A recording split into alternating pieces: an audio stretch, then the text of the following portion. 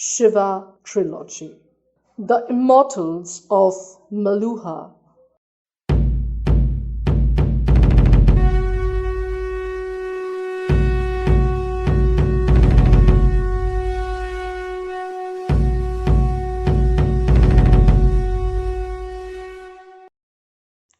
Nandi lay in a semi-conscious state for several hours as the medicines administered by the doctors worked out on his body. Shiva sat by his side, repeatedly changing the wet cloth on his burning forehead to control the fever. Nandi kept baffling incoherently as he tossed and turned in his sleep, making Shiva's task that much more difficult. I've been searching so long, 100 years. Never thought I'd find Neelkanth. Jai Shri Ram.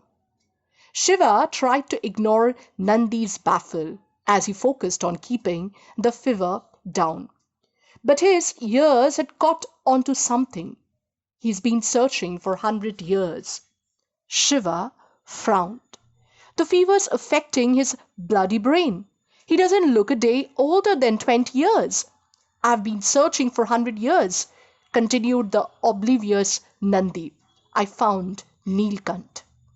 Shiva stopped for a moment and stared hard at Nandi. Then, shaking his head dismissively, he continued his ministrations. Shiva had been walking on a paved, signposted road along the river Beas for the better part of an hour. He had left the rest house to explore the area by himself, much against a rapidly recovering Nandi's advice. Nandi was out of danger, but he had to wait for a long few days, nevertheless, so that the captain could be strong enough to travel. There was not much Shiva could do at the rest house, as he had begun to feel restless. The three soldiers had tried to shadow Shiva, but he had angrily dismissed them. Will you please stop trying to stick to me like leeches? The rhythmic hymns sung by the gentle waters of the Beas soothed Shiva. A cool tender breeze teased his thick locks of hair. He rested his hand on the hilt of his scabbard as his mind swirled with persistent questions. Is Nandi really more than 100 years old? But that's impossible. And what the hell do these crazy Meluhans need me for anyway? And why in the name of the holy lake is my bloody throat still feeling so cold? Lost in his thoughts, Shiva did not realize that he had strayed off the road into a clearing. Staring him in the face was the most beautiful building he had ever seen. It was built entirely with white and pink marble. An imposing flight of stairs led up to the top of a high platform, which had been adorned by the pillars around its entire circumference. The ornate roof was topped up by a giant triangular spire, like a giant namaste to the gods. Elaborate sculptures were carved upon every available space on the structure. Shiva had spent many days in Meluha, and all the buildings he had seen so far were functional and efficient. However, this particular one was oddly flamboyant. At the entrance, a signpost announced Temple of Lord Brahma. The Meluhans appeared to reserve their creativity for religious places. There was a small crowd of hawkers around the courtyard in the clearing. Some were selling flowers, others were selling foods, still others were selling assorted items required for a puja. There was a stall where worshippers could leave their footwears as they went up to the temple. Shiva left his shoes there and walked up by the steps. Entering the main temple, he stared at the designs and sculptures, mesmerized by the sheer magnificence of the architecture. What are you doing here? Shiva turned around to find a pandit staring at him quizzically. His wizened face sported a flowing white beard, matched in length only by his silvery mane. Wearing a saffron dhoti and angvastram, he had the calm of gentle look of a man who had already attained nirvana. but had chosen to remain on earth to fulfill some heavenly duties. Shiva realized that the Pandit was the first truly old person that he had seen in Meluha. I'm sorry, am I not allowed in here? Asked Shiva politely. Of course you are allowed in here. Everyone is allowed into the house of the gods. Shiva smiled. Before he could respond, however, the Pandit questioned once again. But you don't believe in these gods, do you? Shiva's smile disappeared as quickly as it came. How the hell does he know? The Pandit answers the questions in Shiva's eyes. Everyone who enters this place of worship looks only at the idol of Lord Brahma. Almost nobody notices the efforts and the brilliance of the architect who built this lovely temple. You, however, have eyes only for the work of the architect. You have not yet cast even a glance upon the idol. Shiva grinned apologetically. You guessed right. I don't believe in symbolic gods. I believe that the real God exists all around us, in the flow of the river, in the rustle of the trees, in the whispers of the wind. He speaks to us all the time. All we need to do is to listen. However, I apologize if I have caused some offense in not showing proper respect for your God. You don't need to apologize, my friend, smiled the Pandit. There is no your God or my God. All godliness comes from the same source. Just the manifestations are different. But I have a feeling that one day you will find the temple worth walking into just for prayers, not to admire its beauty. Really? Which temple might that be? You will find it when you are ready, my friend. Why do these Meluhans always talk in bizarre riddles? Shiva nodded politely, his expression pretending an appreciation for the Pandit's voice that he did not truly feel. He thought it wise to flee the temple before his welcome was stretched any further. It's time to get back to my rest house now, Panditji, but I eagerly look forward to finding the temple of my destiny. It was a pleasure meeting you, said Shiva as he bent down to touch the Pandit's feet. Placing his hand on Shiva's head, the Pandit said gently, Jai Guru Vishwamitra, Jai Guru Vashisht. Shiva rose, turned, and walked down the steps. Looking at Shiva walking away from him, clearly out of earshot, the Pandit whispered with an admiring smile, for he had recognized his fellow traveller in karma. The pleasure was all mine, my karma sathi. Shiva reached the shoe stall out on his shoes and offered a coin for the service. The shoekeeper politely declined. Thank you, sir, but this is a service provided by the government of Meluha. There is no charge for it. Shiva smiled. Of course, you people have a system for everything.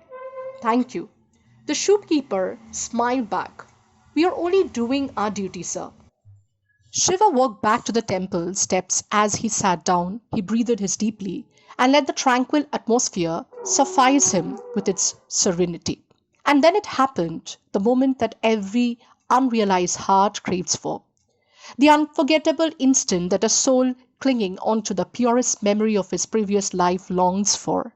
The second that, in spite of conspiracy of the gods, only a few lucky men experience. The moment when she enters his life. She rode in on a chariot, guiding the horses expertly into the courtyard, while a lady companion by her side held on to the railings. Although her black hair was tied in an understand bun, a few irreverent strands danced a spellbinding kathak in the wind. Her piercing magnetic blue eyes and bronzed skin were an invitation for jealousy from the goddesses. Her body, though covered demurely in a long angavastram, still ignited Shiva's imagination enough to sense the lovely curves which lay beneath. Her flawless face was a picture of concentration as she maneuvered the chariot skillfully into its parking place. She dismounted the chariot with an air of confidence. It was a calm confidence which had not covered the ugly distance towards arrogance. Her walk was dignified, stately enough to let the beholder know that she was detached, but not cold. Shiva stared at her like a parched piece of earth mesmerized by a passing rain cloud. Have mercy on me, my lady. I still feel it's not wise to wander so far from the rest of the entourage, said her companion. She answered, Kritika, just because others don't know the law doesn't mean that we can ignore it. Lord Rama clearly stated that once a year a pious woman has to visit Lord Brahma. I will not break that law. No matter how inconvenient it is to the bodyguards, the lady noticed Shiva staring at her as she passed by him. Her delicate eyebrows arched into a surprised and annoyed frown. Shiva made a valiant attempt to tear his glance away, but realized that his eyes were no longer in his control. She continued walking up, followed by Kritika. She turned around at the top of temple steps to see the caste unmarked immigrants at a distance, still staring at her unabashedly. Before turning to walk into the main temple, she muttered to Kritika, These uncouth immigrants, as if we'll find our saviour amongst these barbarians. It was only when she was out of the sight that Shiva could breathe again. As he desperately tried to gather his wits, his overwhelmed and helpless mind took one obvious decision that there was no way he was leaving the temple before getting another look at her. He sat down on the step once again. As his breathing and heartbeat turned to normal, he finally began to notice the surrounding that had been consecrated by her recent presence. He stared once again at the road on the left from where she had turned in. She had ridden past the cucumber seller standing near the banyan tree. Incidentally, why is a cucumber seller not trying to hawk his wares? He just seemed to be staring at the temple. Anyway, it is not any of my concern.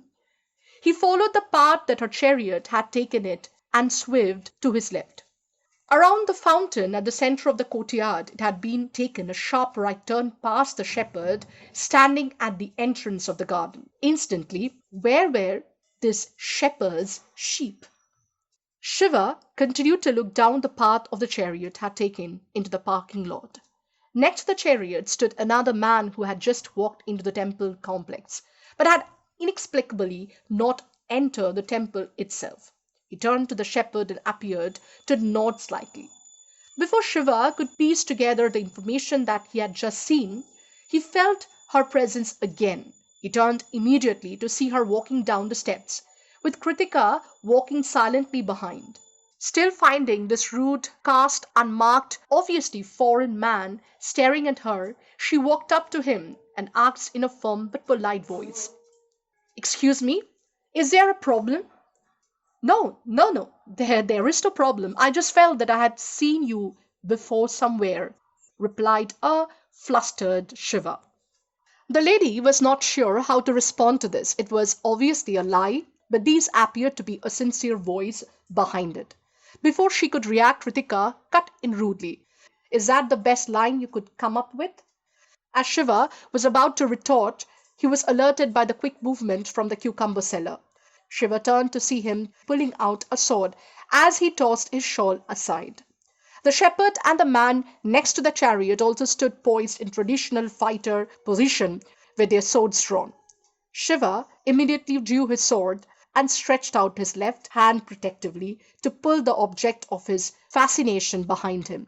She, however, deftly sidestepped his protective hand, reached into the folds of her angvastram, and drew out her own sword. Shiva glanced at her surprised and flashed her a quick admiring smile. Her eyes flashed right back, acknowledging the unexpected yet providential partnership. She whispered under her breath to Kritika, Run back into the temple. Stay there till this is over. Kritika protested, But my lady. Now she ordered. Kritika turned and ran up the temple steps. Shiva and the lady stood back in a standard defensive partner position. They covered all the directions of any possible attack. The three attackers charged in. Two more jumped in from behind the trees to join the other three. Shiva raised his sword defensively as the shepherd came up close. Fanning a sideward movement to draw the shepherd into an aggressive attack, Shiva dropped his sword low. The shepherd should have attempted to move in for a kill, and in response, Shiva would have quickly raised his sword and dug it deep into the shepherd's heart. The shepherd, however, moved unexpectedly. Instead of taking advantage of Shiva's opening, he tried to strike Shiva's shoulder. Shiva quickly raised his right arm and swung viciously, inflicting a deep wound across the shepherd's torso. As the shepherd fell back, another attacker moved in from the right. He swung from a distance, not too smart a move, as it would merely have inflicted a surface nick. Shiva stepped back to avoid the swing and brought his sword down in a smooth action to dig deep into the attacker's thigh. Screaming in agony, this attacker too fell back.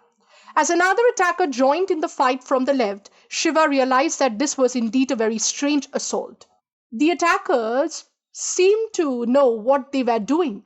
They seemed to be good warriors, but they also seemed to be in a bizarre dance of avoidance. They did not appear to want to kill, merely injure. It was because they held themselves in check that they were being beaten back very easily. Shiva parried off another attack from the left and pushed his sword viciously into the man's shoulder. The man screamed in pain as Shiva pushed him off the blade with his left hand.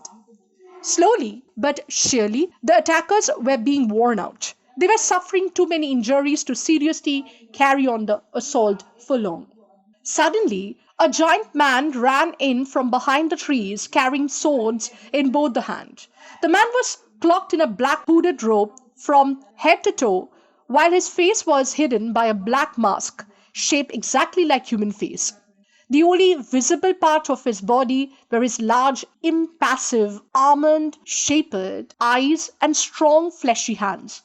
He charged upon Shiva and the lady as he barked an order to his men. He was too large to battle with agility, but he compensated for his slow pace with his unusually skilled arms. Shiva registered from the corners of his eye that the other attackers were picking up the injured and withdrawing. The hooded figure was fighting a brilliant rearguard action as his men retreated. Shiva realized that the man's hood would impair his sight vision. That was a weakness that could be exploited. Moving to the left, Shiva swung ferociously, hoping to peg him back so that the lady could finish the job from the other side. But his opponent was up to the challenge. As he stopped slightly back, he deflected Shiva's swing with a deft move of his right hand. Shiva noticed a leather band on the hooded figure's right wrist. It had a sharp symbol on it. Shiva swung his sword back, but the hooded figure moved aside effortlessly to avoid the blow. He pushed back a brutal flanking attack from the lady with his left hand. It was keeping just enough distance from Shiva and the lady to defend himself while at the same time keeping them engaged in combat. All of a sudden, the hooded figure disengaged from the battle and stepped back. He began to tread backwards as he continued to point both his sword behind, one at Shiva's and the other at the lady. His men had all disappeared into the trees. As he reached a safe distance, he turned and ran behind his men. Shiva considered chasing him, but almost immediately decided against it. He might just rush into an ambush. Shiva turned to the lady warrior and injured. "Are you all right?" "Yes, I am." She nodded before asking with a sober expression, "Are you injured?" "Nothing serious, I'll survive," he grinned. In the meantime, Kritika came running down the temple steps and asked breathlessly, "My lady, are you all right?" "Yes, I am," she answered, thanks to this foreigner here. Kritika turned to the Shiva and said, "Thank you very much. You have helped a very important woman." Shiva did not seem to be listening though. He continued to stare at Kritika's mistress as if he were possessed. Kritika struggled to conceal a smile. The noble woman averted her eyes in embarrassment, but said politely, "I'm sorry, but I'm quite sure that we have not met earlier." "No, it's not that," said a smiling Shiva. "It's just that in our society, women don't fight. You move your sword quite well for a woman." "Oh hell, that came out all wrong." "Excuse me," she said, a slightly belligerent tone in her voice, clearly upset about "for a woman" remark. "You don't fight too badly either for a barbarian." Not too badly. I'm an exceptional sword fighter. Do you want to try me? Oh, bloody hell. What am I saying? I'm not going to impress her like this. Her expression resumed its detached, supercilious look once again. I've no interest in dwelling with you, foreigner. No, don't get me wrong. I didn't want to dwell with you. I just wanted to tell you that I'm just quite good at sword fighting. I am good at other things as well, and it came out all wrong. I rather like the fact that you fought for yourself. You are really very good swordsman. I mean, a swordswoman. In fact, you're quite a woman, bumbled Shiva, losing the filter of judgment exactly at that time when he needed it the most. Kritika, with her head bowed, smiled at an increasingly appealing exchange. Her mistress, on the other hand, wanted to chastise the foreigner for his highly inappropriate words. But he had saved her life. She was bound by the Meluhan code of conduct. Thank you for your help, foreigner. I owe you my life, and you will not find me ungrateful. If you ever need my help, do call on me. Can I call you even if I don't need your help? Shit, what I'm saying. She glared at the caste unmarked foreigner who clearly did not know his place. With superhuman effort, she controlled herself, nodded politely, and said, Namaste. With that, the aristocratic women turned around to leave. Kritika continued to stare at Shiva with admiring eyes. However, on seeing her mistress leaving, she too turned hurriedly to follow. At least tell me your name, said Shiva, walking to keep pace with her. She turned around, staring even more gravely at Shiva. Look, how will I find you if I need your help? Asked Shiva sincerely. For a moment she was out of words or a glare. The request seemed reasonable. She turned towards Kritika and nodded. You can find us at Devagiri, asked Kritika. Ask anyone in the city for Lady Sati. Sati, said Shiva, letting the ethereal name roll over his tongue. My name is Shiva. Namaste, Shiva, and I promise you I will honor my word if you ever need my help, said Sati, as she turned and climbed into her chariot, followed by Kritika. Expertly turning the chariot, Sati urged her horses into a smooth trot. Without a backward look, she sped away from the temple. Shiva kept staring at this appearing profile of the chariot. Once it was gone, he continued to stare at the dust with intense jealousy. It had been fortunate enough to have touched her. I think I'm going to like this country. For the first time in the journey, Shiva actually looked forward to reaching the capital city of the Meluhans. He smiled and started towards a rest house. Have to get to Devagiri quickly.